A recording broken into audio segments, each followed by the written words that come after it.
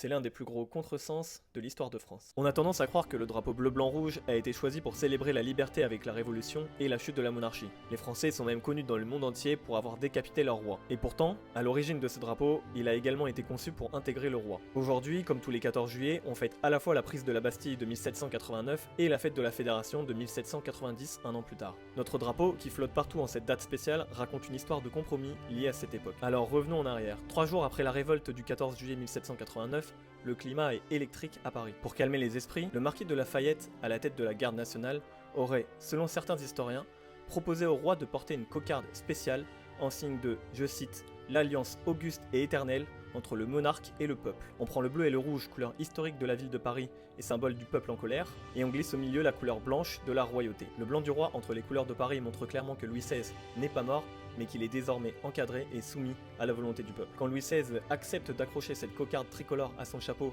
à l'hôtel de ville, la foule l'acclame. Le roi porte donc les couleurs du peuple pour éviter le pire, c'est un geste symbolique de reconnaissance de la Révolution.